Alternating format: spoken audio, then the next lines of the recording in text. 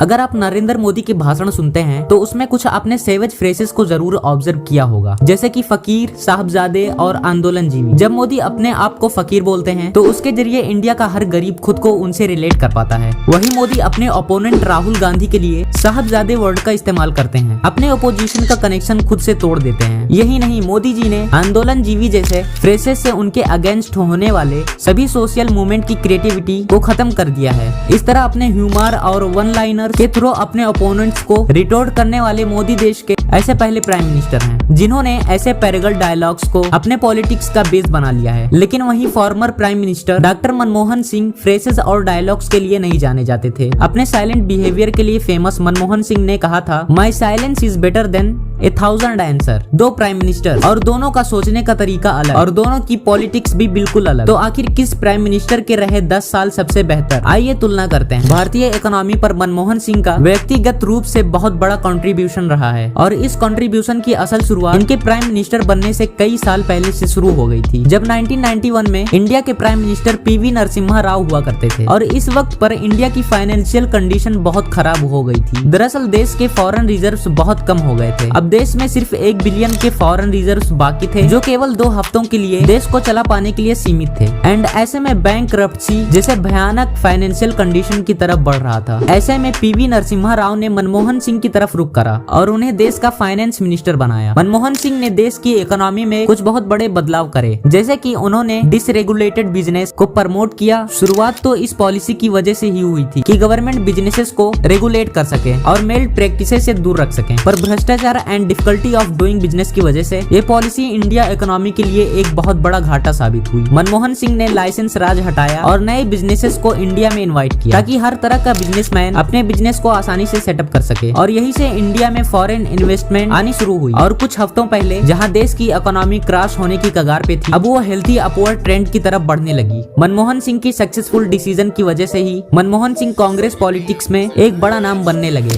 और आगे चलकर यही इंडिया के 2004 में प्राइम मिनिस्टर भी बनने वाले थे। हमारे 13th prime minister doctor Manmohan Singh 2004 से लेकर 2014 तक देश के प्राइम मिनिस्टर रहे। और हम बात करें डॉक्टर मनमोहन सिंह के अंडर ईयर 2007 इंडिया में हिस्टोरिकली 9% की जीडीपी ग्रोथ अचीव करी थी। उस टाइम पर हमारे देश की इकोनॉमी वर्ल्ड के सेकंड फास्टेस्ट ग्रोइंग इकोनॉमी बनकर सामने आई थी। वहीं मनमोहन सिंह ने अपने टर्म में राइट टू इंफॉर्मेशन यानी कि आरटीआई एक्ट की भी शुरुआत करी थी, जिससे हमारे देश में करप्शन कम हुआ और ट्रांसपेरेंसी बढ़ गई। आइए अब नरेंद्र मोदी की इकोनॉमी पॉलिसीज को देखते हैं। 2014 में जब नरेंद्र मोदी देश के प्राइम मिनिस्टर बने, उस टाइम पे इंडिया की जीडीपी 112 लाख करोड़ रुपए थी और आज इंडिया की जीडीपी 272 लाख करोड़ रुपए है। इस ग्रोथ में पीएम मोदी की पॉलिसीज का बड़ा इंपॉर्टेंट रोल रहा। पीएम मोदी इस बात को जानते हैं कि बिजनेसेस के लिए और अपनी करेंसी को मजबूत बनाए रखने के लिए फॉरेन एक्सचेंज रिजर्व कितने जरूरी हैं। शायद यही वजह है मोदी गवर्नमेंट के अंडर फॉरेन एक्सचेंज रिजर्व में काफी ग्रोथ हुई है। वहीं दूसरी तरफ मेक इन इंडिया के अंडर 2022 से 2023 के बीच 36 लाख करोड़ का सामान इंडिया के बाहर एक्सपोर्ट किया है और अब तो एप्पल ने भी अपने आईफोन इंडिया में बनाने शुरू कर दिए हैं। ये इंडियन इकोनॉमी के लिए बहुत बड़ी बात है और पीएम मोदी ने 2025 तक इंडिया की जीडीपी को $5 ट्रिलियन तक पहुंचाने का दावा किया है। और अगर दोनों प्राइम मिनिस्टर्स के टाइम का कंपेयर किया जाए तो अभी महंगाई और कर्ज पहले से बहुत ज्यादा है। Number 2, employment. इकोनॉमी के बाद किसी भी गवर्नमेंट के लिए एम्प्लॉयमेंट सबसे बड़ा चैलेंज होता है और दोनों ही प्राइम मिनिस्टर अपने अपने टाइम पर काफी ज्यादा हाई अनएम्प्लॉयमेंट का सामना करना पड़ा। ऐसा नहीं है कि मनमोहन सिंह के टाइम पर बेरोजगारी और महंगाई नहीं थी, उस समय भी पिछले ईयर के अकॉर्डिंग ज्यादा महंगाई थी। असल में बेरोजगारी और महंगाई का सीधा कनेक्शन पॉपुलेशन से भी होता है, जिसमें हर साल ग्रोथ होता है और करंट ईयर में पिछले साल से काफी ज्यादा बेरोजगारी नजर आने लगती है। बढ़ती हुई पॉपुलेशन दोनों ही प्राइम मिनिस्टर के लिए बड़ा चैलेंज रहा, लेकिन किसी भी गवर्नमेंट ने इस बात पर डीप थिंकिंग नहीं की और आज इंडिया पॉपुलेशन के मामले में चाइना को भी पीछे छोड़ चुका है। एम्प्लॉयमेंट डॉक्टर मनमोहन सिंह के टाइम पर बहुत बड़ा चैलेंज था और आज नरेंद्र मोदी के लिए भी बहुत बड़ा चैलेंज है।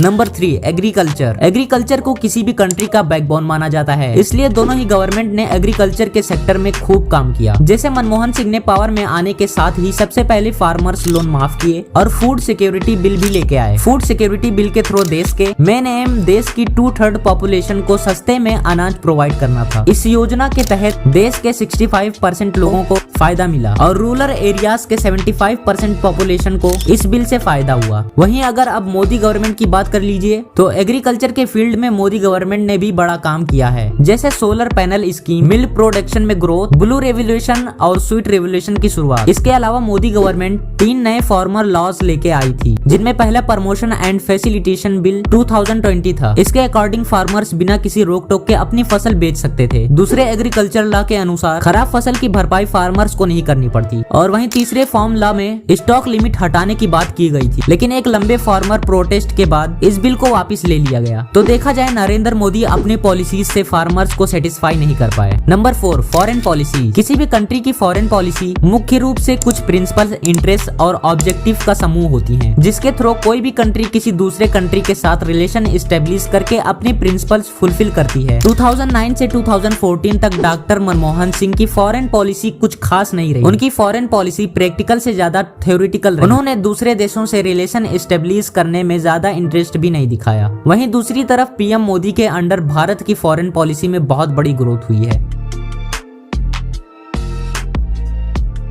पीएम मोदी ने प्रैक्टिकल फॉरेन पॉलिसी को बढ़ावा दिया। पीएम मोदी ने विदेशों में कुछ ऐसी छाप छोड़ी कि आज दुनिया भारत को गंभीरता से देखती है। शायद यही कारण है कि आज नरेंद्र मोदी को ग्लोबल लीडर के तौर पर देखा जाता है। इसमें कोई शक नहीं है कि अमेरिका, चाइना, रसिया और इजराइल जैसे देशों में भी अब भारत ने भी अपना डिप्लोमेसी और प्रैक्टिकल पॉलिसी का दम दिखाया है। मनमोहन सिंह के सरकार की कंपैरिजन में पीएम मोदी के अंडर इंडिया की फॉरेन पॉलिसी बहुत स्ट्रांग हुई है। इस बात का एक सबूत ये भी है कि इंटरनेशनली इंडिया और कनाडा एक दूसरे के खिलाफ खड़े हैं। जहां कनाडा जैसी फर्स्ट वर्ल्ड कंट्री को इंडिया के सामने मुखी खानी पड़ रही है। आपकी इंडिया में फॉरेन पॉलिसी के ऊपर क्या ओपिनियन है, कमेंट सेक्शन में जरूर बताइएगा। दोस्तों 2013 में भारत में 22 बिलियन का फॉरेन डायरेक्ट इन्वेस्टमेंट आया था, जो 2023 में बढ़कर 46 बिलियन हो चुका है। पहले भारत में म्यूचुअल फंड्स 100 बिलियन के करीब होती थी, जो अब बढ़कर 500 बिलियन हो चुकी है। पहले 4100 किलोमीटर की रेलवे लाइन इलेक्ट्रीफाइड थी और वहीं आज 28,000 किलोमीटर की हो गई है। पहले कॉर्पोरेट टैक्स 33% था, जो अब सिर्फ 20% है। देखा जाए तो दोनों ही प्राइम मिनिस्टर ने अपने अपने टाइम के चैलेंज को फेस किया